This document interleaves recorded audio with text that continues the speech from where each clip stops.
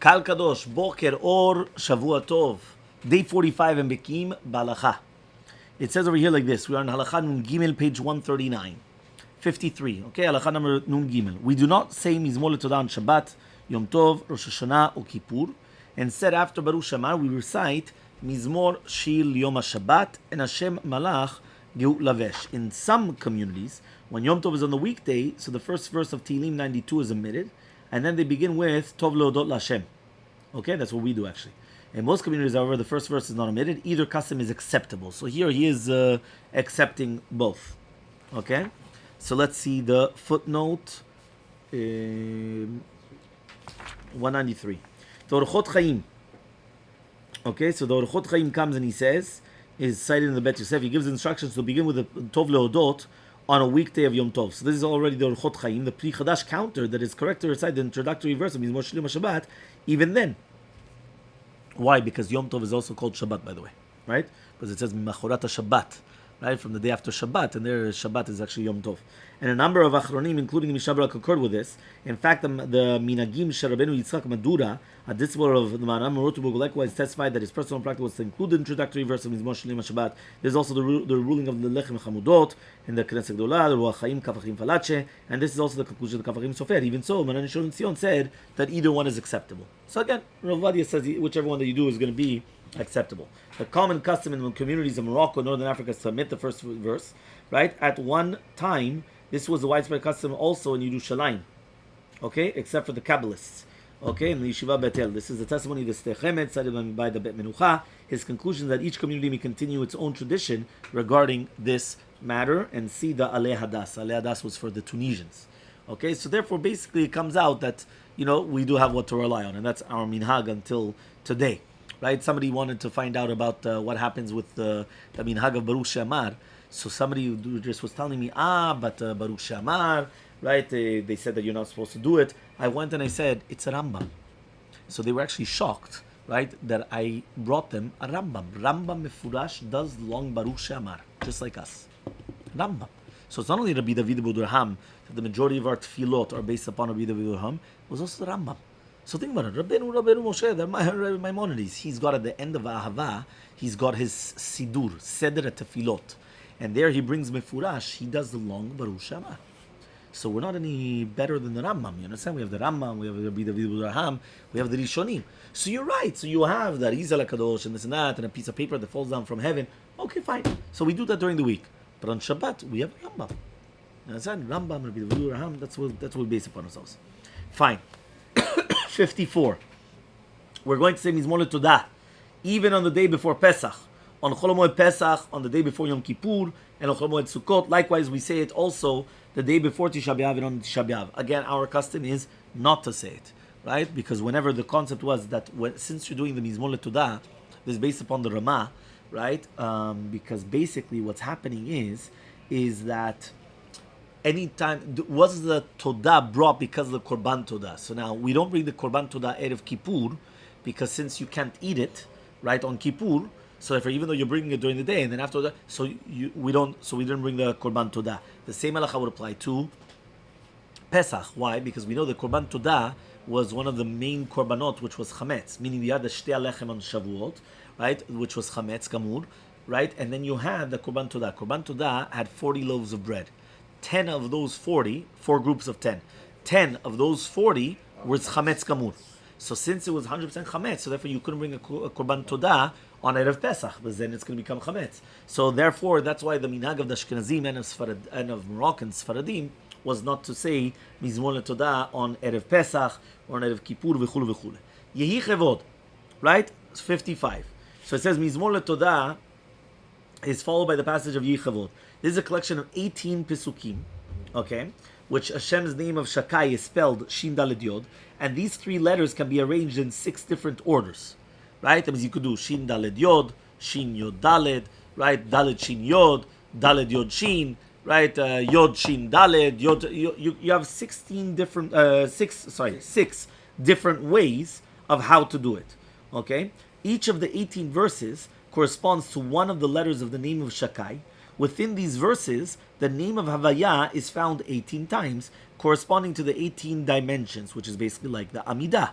Okay? According to the common custom, all 18 verses, including Vurachum, are recited each day, including on Shabbat.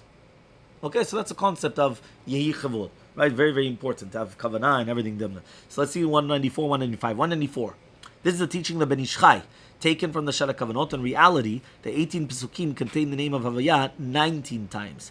Noting this, the gloss of the Maharan to the Pri Yitzchaim explained that 18 times correspond to 18 berachot of the Amidah, and the extra 19th was V'lam al-Shnim al-Aminim, the extra beracha, right, that they introduced in the Amidah. The Minchat Aaron offered a different resolution, but neither of these explanations is satisfactory. Meaning, at the end of the day, it's 19, it's not really 18, but again, whichever one that you want.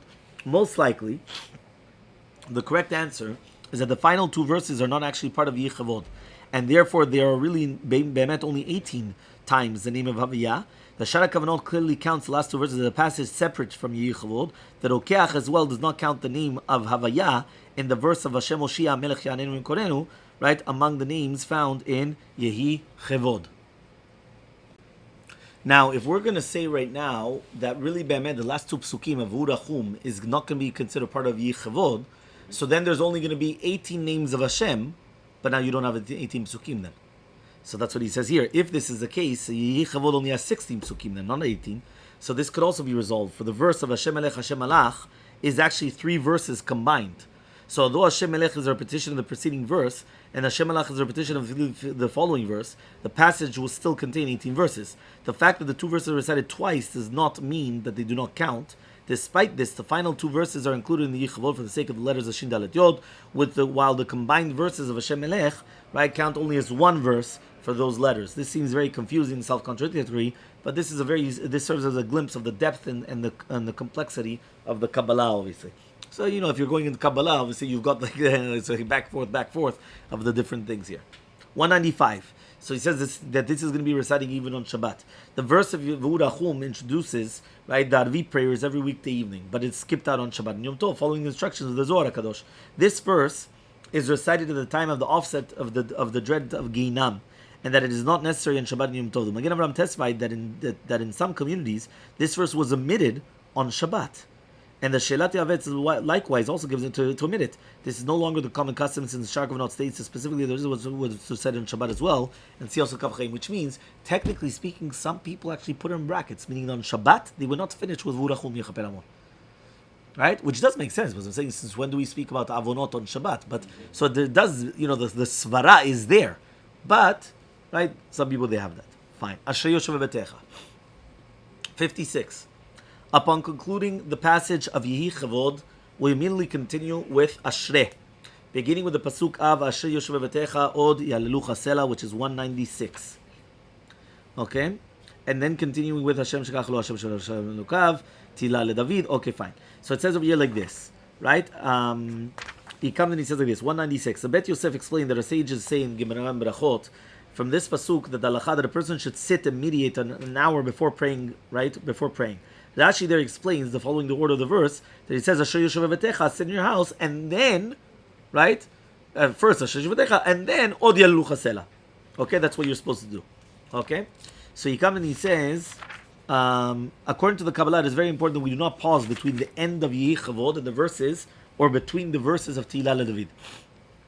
Okay, we're on the top of 142.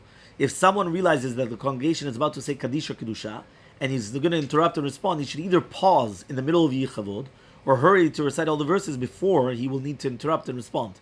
Nonetheless, if someone does interrupt these pasukim, right, to answer Kaddish or Kedusha, he does not have to repeat them. He may simply continue from the point he had reached when he interrupted. So let's see the footnote. Okay?